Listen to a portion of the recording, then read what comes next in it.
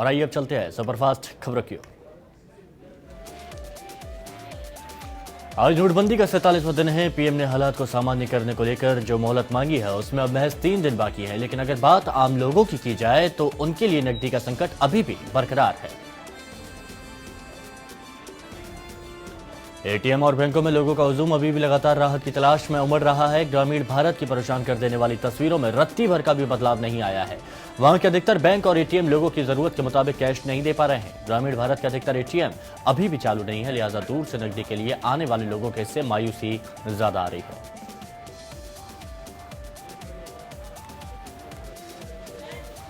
रक्षा मंत्री मनोहर पर्रिकर गोवा को पहला कैशलेस राज्य बनाए जाने को अपने बयान से पलट गए हैं। उन्होंने अब कहा कि सरकार का लक्ष्य लेस कैश सोसाइटी बनाने का है। शनिवार को मीडिया से बात करते हुए मनोहर पर्रिकर ने कहा कि गोवा में अभी 15-20% तक डिजिटल पेमेंट हो रहे हैं, जिसको 50% कैसे किया जाए इसके लिए प्लान किया जा रहा है। उन्होंने कहा कि गोवा को कैशलेस स्टेट बनाने में मुश्किल पेश आ रही है, लेकिन उसका हल ढूंढा जा रहा है।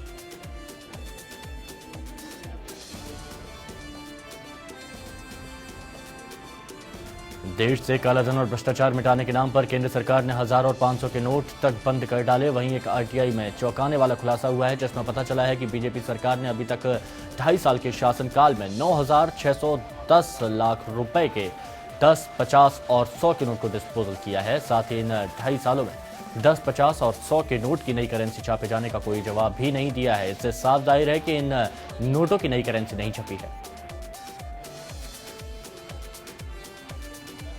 ये खुलासा किया है मुरादाबाद निवासी पवन अग्रवाल नामक आरटीआई कार्यकर्ता ने, जिन्होंने इसी साल 28 जनवरी 2016 को प्रधानमंत्री कार्यालय से एक आरटीआई के जरिए सूचना मांगी थी, जिसमें पूछा गया था कि नरेंद्र मोदी के शपथ ग्रहण करने के बाद 1 रुपए से लेकर 1000 के कितने नोटों का डिस्पोजल किया गया है और कितने नए नोट छापे गए हैं, उसका विवरण उपलब्ध कराया जाए। आरटीआई एक्टिविस्ट पवन अग्रवाल का कहना है कि 10, 20, 50 और 100 के नोटों का बड़े पैमाने पर डिस्पोजल किया गया, लेकिन इनके नए नोट छापे नहीं गए।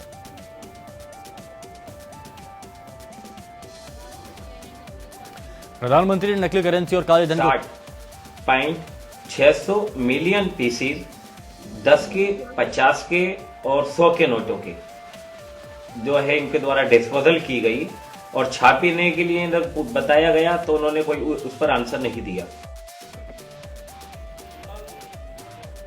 प्रधानमंत्री ने नकली करेंसी और काले धन को खत्म करने के लिए 500 और 2000 के नए नोट निकाले, लेकिन जालसाजों ने 2000 और 500 के नकली नोटों को छापना शुरू कर दिया। ताजा मामला मेरठ का है, जहां नेशनल लोकमत पार्टी के प्रदेशाध्यक्ष और कितूर विधानसभा क्षेत्र के प्रत्याशी खुशी गांधी समेत 2 लोगों को क्राइम ब्रांच की टीम ने नकली नोट छापने के आरोप में गिरफ्तार किया है। पकड़े गए तीनों आरोपियों के पास से पुलिस ने 4,27,000 की नकली करेंसी बरामद की है। पुलिस को यह कामयाबी बीती रात नेशनल हाईवे 58 पर चेकिंग के दौरान मिली, जब पुलिस की क्राइम ब्रांच की टीम ने एक एंडेवर कार से खुशी गांधी समेत 2 लोगों की तलाशी ली, तो उनके कब्जे से 4,27,000 की नकली करेंसी बरामद की गई। इन तीनों के कब्जे से एक तमंचा, 2 चाकू और 4,27,000 की नकली करेंसी जो नए नोटों की शक्ल में थी वो बरामद हुई। नोटों के जो डिनोमिनेशंस थे वो 500 के जो नए नोट आए हैं और 2000 के जो नए नोट आए हैं, उन डिनोमिनेशंस में सारी करेंसी थी। पूर्व प्रधानमंत्री अटल बिहारी वाजपेयी के 92वें जन्मदिन पर प्रधानमंत्री नरेंद्र मोदी उनसे मिलने पहुंचे। मोदी अटल जी से मिलने उनके आवास पर गए, जहां अटल जी के जन्मदिन का जश्न मनाया जा रहा है। इसके साथ ही प्रधानमंत्री मोदी ने एक पुराना वीडियो ट्वीट करके भी अटल जी को उनके जन्मदिन की बधाइयां दी। इस मौके पर मोदी ने अपने ट्विटर अकाउंट पर एक वीडियो ट्वीट करते हुए लिखा, हमारे सबसे सम्माननीय और लाडले नेता अटल जी को जन्मदिन की बधाई। मैं उनकी लंबी आयु और अच्छे स्वास्थ्य की कामना करता हूं। वीडियो ट्वीट के साथ मोदी ने लिखा कि अटल जी जब एक पार्टी कार्यकर्ता से मिलते हैं तो देखिए उनकी सहजता, अटल जी का ये दुलार और सहजता हम सहेज कर रखे हुए हैं।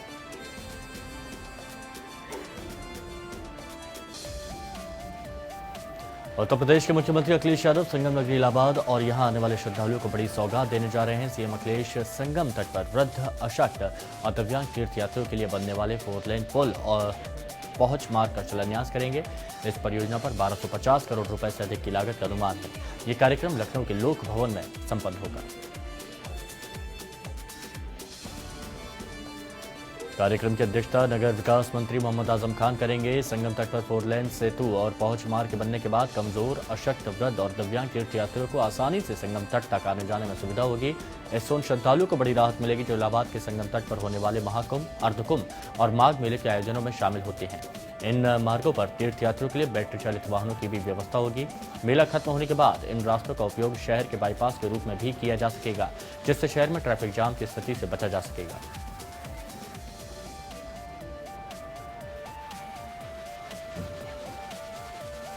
कांग्रेस प्रदेश अध्यक्ष राज बब्बर ने शनिवार को सहारनपुर में कई कार्यक्रमों में शिरकत की। गंगोह में आयोजित जनसभा में राज बब्बर ने प्रधानमंत्री नरेंद्र मोदी पर निशाना साधा। साथ ही यूपी में किसी पार्टी से गठबंधन की संभावनाओं से इनकार किया। राज बब्बर ने कहा कि वो लोग अगले 24 घंटे तो क्या 24 दिन भी गठबंधन नहीं करने जा रहे हैं।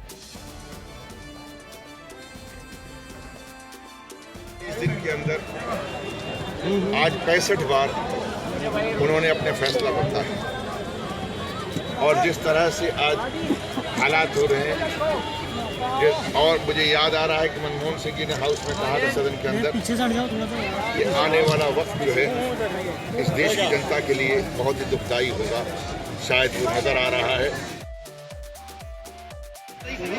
जो इस प्रदेश के अंदर हर तरह से कोशिश कर रहे हैं कि वोटों का पोलराइजेशन हो और उनको एक तरफा करने की कोशिश करते हैं, चाहे हिंदू एक तरफ हो जाए, चाहे मुसलमान एक तरफ हो जाए।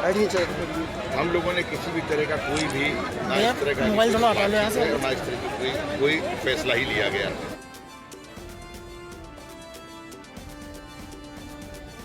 इधर राज बब्बर की सभा शुरू होने से पहले पार्टी कार्यकर्ताओं ने जमकर हुड़दंग मचाया। सभा शुरू होने से पहले निकाले गए स्वागत जुलूस में कार्यकर्ताओं ने खुल्लम खुल्ला कानून का माहौल उड़ाया। गंगोह थाने के सामने कार्यकर्ताओं ने हंगामा किया। इस सबके बावजूद पुलिस तमाशबीन बनी देखती रही और काफिला गुजर गया। आपको बता दें, कांग्रेस प्रदेश अध्यक्ष राज बब्बर 2 दिन के लिए सहारनपुर दौरे पर हैं।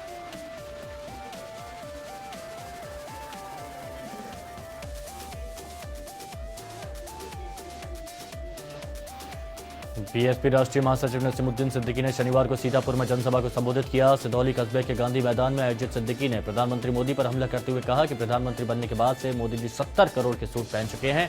आखिर वो कब बताएंगे इतना पैसा कहां से आया और ये पैसा काला धन है या सफेद धन।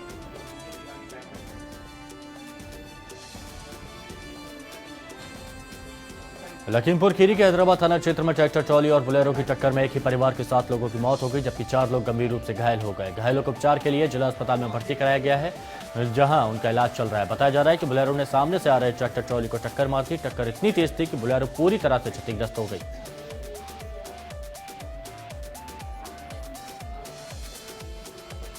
जालौर में झांसी कानपुर नेशनल हाईवे 27 पर एक दर्दनाक सड़क हादसा हो गया। यहां तेज रफ्तार फॉर्च्यूनर कार ने अपाचे में टक्कर मार दी। इस हादसे में 4 लोगों की मौत हो गई, जबकि 12 लोग गंभीर रूप से घायल हो गए। घायलों का इलाज के लिए अस्पताल में भर्ती कराया गया है, जिसमें से 6 की हालत गंभीर बताई गई है।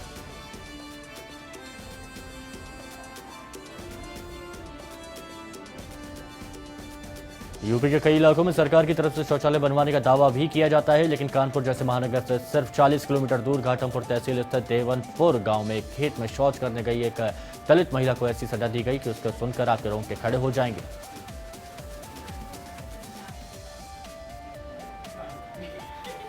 दरअसल उस गर्भवती महिला को घर में शौचालय नहीं था, इसलिए उसे गांव के एक खेत में जाना पड़ा। इसी बात पर नरेश चंद्र सचान नामक खेत मालिक ने महिला को इस कदर पीटा कि महिला का 6 महीने का गर्भ गिर गया। महिला किसी तरह अपने घर पहुंची और अपने पति को खुद के साथ हुई हैवानियत के बारे में बताया। पुलिस ने मामले की गंभीरता को देखते हुए आरोपी नरेश चंद्र को गिरफ्तार कर लिया है। क्या आपके घर में लाइटिंग नहीं थी? जो उनके नहीं थी, लाइटिंग होती तो कहे जाते। तो क्या हो गया आपके बच्चे के साथ? यही लग गया तो फिर बच्चा खराब हो गया, गिर गया।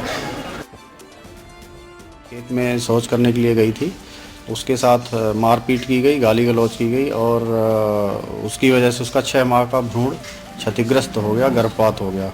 जो भी आरोप उन्होंने तहरीर में लगाए हैं उस पर हम गंभीरता से पुलिस द्वारा जांच की जा रही है और अभियोग पंजीकृत कराए जाने के बाद उस अभियुक्त को गिरफ्तार भी कर लिया गया है। आगरा में लोहा मंडी थाना क्षेत्र के अंतर्गत तेलीपाड़ा मोहल्ले में दबंगों ने मामूली विवाद में एक युवक की जमकर पिटाई कर दी, वो भी सिर्फ इसलिए क्योंकि वो शादी कर रहा था और दबंगों को उसकी शादी से एतराज था। दबंगों ने पथराव के साथ हवाई फायर भी किया और मौके से फरार हो गए। फिलहाल पुलिस आरोपियों की तलाश में जुटी है।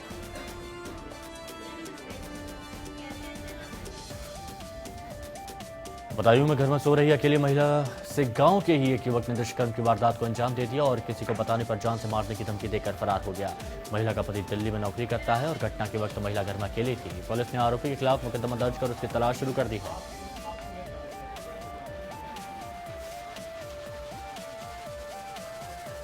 फैजाबाद में ठंड में अलाव ताप रहा एक परिवार आग की चपेट में आ गया, जिसमें परिवार के 4 लोग झुलस गए। 4 को जिला अस्पताल में भर्ती कराया गया है। मामला कोतवाली नगर के देवकाली कारखाना मोहल्ले का है। बताया जा रहा है कि अलाव पर मिट्टी का तेल का डिब्बा गिर जाने से हादसा हो गया।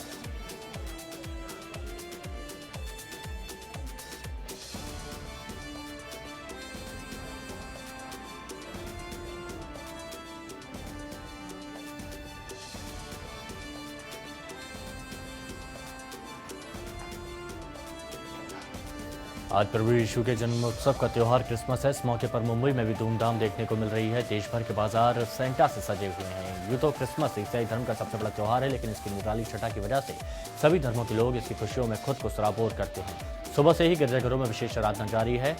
इसे क्रिसमस सर्विस कहा जाता है।